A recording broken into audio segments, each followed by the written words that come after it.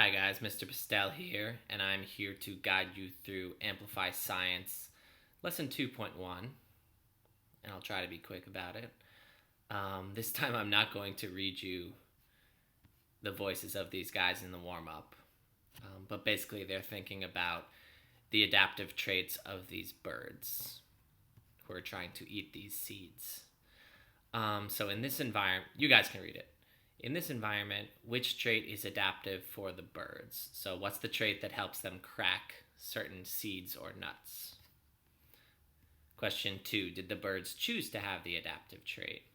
Do you guys choose your traits? Do humans choose their traits? And question 3, Sherman suggests that reproduction always creates individuals with adaptive traits. Does this seem correct? My clue for that one would be the word always. Whenever you see always on a test, usually it's false because most things don't happen always. But why don't you think that reproduction always creates individuals with adaptive traits? Let's move forward to the sim. Basically, we're trying to test that question now in the sim. Does reproduction always create adaptive traits? So there's nothing really to fill out on this first little bubble, but what we're going to do is open the simulation and click on reproductive claims. Basically what we're going to do is, we're not going to change any variables, but what we're going to do is zoom in and watch reproduction. So basically, select and follow an ostrolope that does not blend into its environment.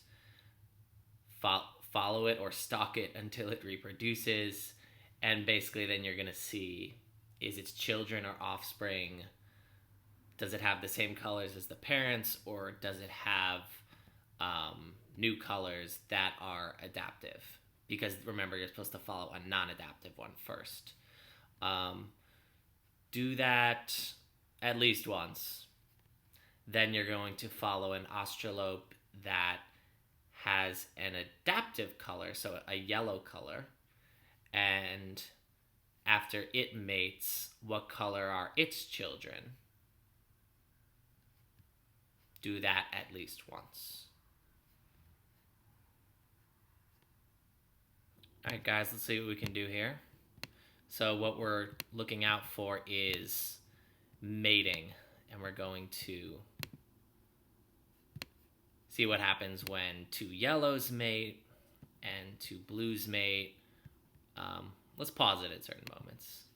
Okay. We're on the lookout for mating. Okay, two blues mating. They made a blue. Let's pause it. Let's see who else we can find mating here. Two greens mating. They made a green. Let's try to find two yellows. Oh, let's let this run. Oh, yellow got caught, surprisingly. Blue and a green mating make a green. Two blues make a blue. Let's find some yellows up here. Green and yellow make a green. Interesting. Blue and green make a green. Yellow and green make a green. Yellow and yellow make a yellow. So lots of examples there. Then this question says, how many of the offspring that you observed had the yellow adaptive trait?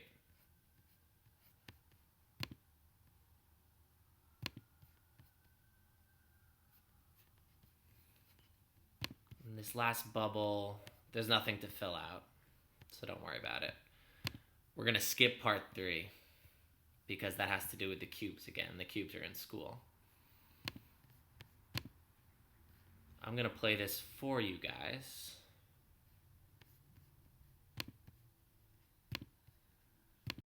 Glowing jellies. Imagine splashing in a calm ocean cove at night As you splash, you notice green flashes in the water, glowing jellies. These are called crystal jellies. They can't sting humans, so you can swim and watch them glow green as you bump into them. Where does this trait of being able to glow come from? In 1992, some scientists decided to find out. They examined the cells of crystal jellies and discovered that the glow comes from a protein. They gave the protein the name green fluorescent protein, or GFP for short. To find out how these jellies make GFP, scientists investigated the jelly's genes. A gene is instructions for an organism's cell to make a particular protein. Scientists were able to find the gene that gave the jelly cells instructions to make the GFP protein. If a jelly has the GFP gene, its cells can make green fluorescent protein. If its cells make green fluorescent protein, the jelly can glow. The gene leads to the protein, which leads to the trait. How does a jelly get the gene for glowing? When a pair of adult jellies reproduce, each one passes down genes to the offspring. Genes are found on chromosomes, and chromosomes come in pairs. An organism has 2 copies of any given gene because there is 1 copy on each chromosome in a pair. However, the 2 copies of any particular gene can be the same version of different versions. These different versions of gene are called alleles. When jellies reproduce sexually, each parent passes down one of each of their chromosomes with all their genes on it to the offspring. If at least one of the adult jellies has the version of the gene that is instructions for GFP, then that gene could be passed down to the offspring.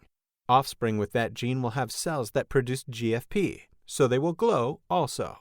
Scientists think that jellies glow as a defense against predators. The bright glow might startle or confuse predators, or it might attract bigger predators that could scare away or eat the jelly's attacker. Glowing is an adaptive trait for jellies because it helps them survive in their environment. So this had some stuff that we learned in genetics.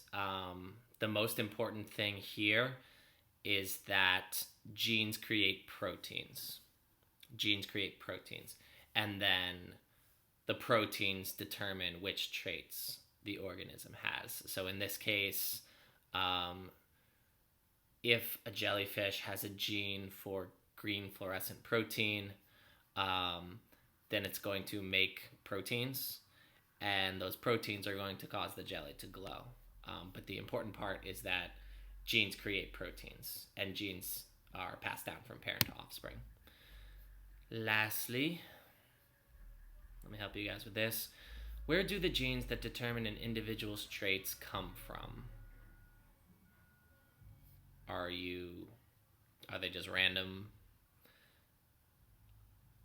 Do individuals grow genes that fit their environment? Do parents pass their genes down to offspring? Or do the parents somehow choose which genes to pass on? Question 2. And this is basically from the reading. How do genes become traits? Do they lead directly? Are they random? Do they give organisms the ability to change their traits? Or are genes instructions for making proteins? Protein molecules and protein molecules determine traits. When in doubt, go with the very detailed answer. I'll say that. And how can an individual be born with an adaptive trait? This is important. Can they choose? The parents had the genes for the adaptive trait, which they passed down to the individual. That sounds pretty reasonable so far. Individual can choose. Parent can choose. And that's actually it in terms of what you guys had to fill out. So again, we skipped certain things in this lesson. Hope that's helpful, and I'll see you guys tomorrow.